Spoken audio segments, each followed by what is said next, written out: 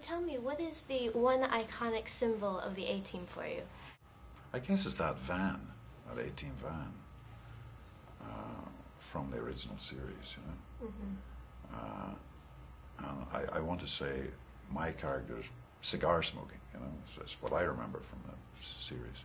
And you watched the series You know, I didn't, Roxanna. I was working in professional theatre. I was in my 20s. Mm-hmm. It wasn't my bag. It just wasn't my cup of tea, to be honest. But my nieces and nephews absolutely idolised it. It was very, very popular in Ireland. And it still is. They're still showing reruns all over the world. And right. It's still got an audience. How did you play Hannibal compared to the Hannibal in the TV show? I kind of basically wanted to just emulate Lee Marvin, the old Hollywood actor. I thought, when I saw, as part of my research, I watched The Dirty Dozen, you know that movie? Mm-hmm. Made in the 60s. And I thought, well, that's kind of a Hannibal character. This real tough guy. So we did the hair, we got a wig and sort of salt and pepper to kind of look a little bit like Lee Marvin, you know. Right. A little homage, let's put it that way, you know. If you could put together an A-Team of your choice, who would you hire and what would be your mission? God, that's a good question. Shall I go into world peace? Oh, absolutely. It's for France. Yeah. Well, certainly there's a lot wrong with the world, right? Mm-hmm. So it would be great to have a team. Bono, I would make Bono my leader for a start. He's just a great human being. I so admire what he does. He's a pal. Mm-hmm. So I'd make him the leader. Okay.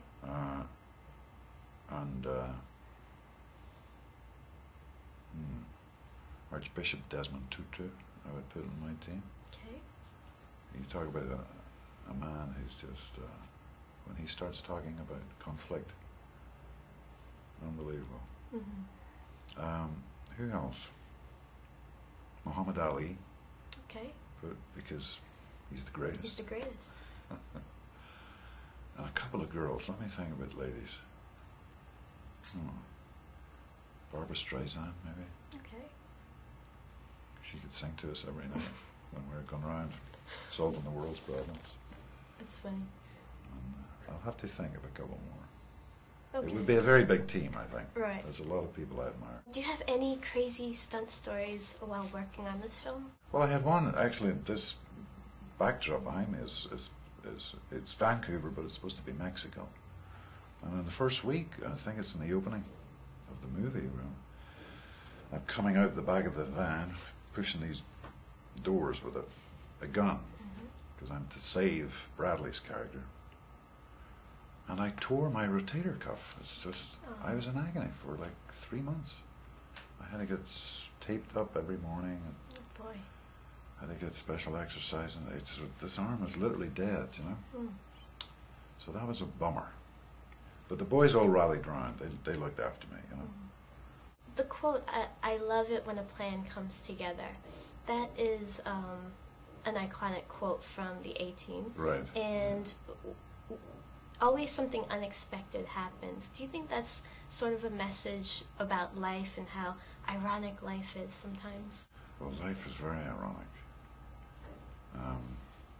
And I guess, I mean, I think I only say it like twice in the movie. Mm-hmm. Bradley says it too a couple of times, right? I mean, it's rare, isn't it, when these plans, any plan comes together, isn't it? Right. I mean, it's, in fact, it never happens, really, does it? Yeah. And do you know that expression, does it have it in France? Do you know how to make God laugh? No, I don't know this one. Tell him your plans. I'm laughing.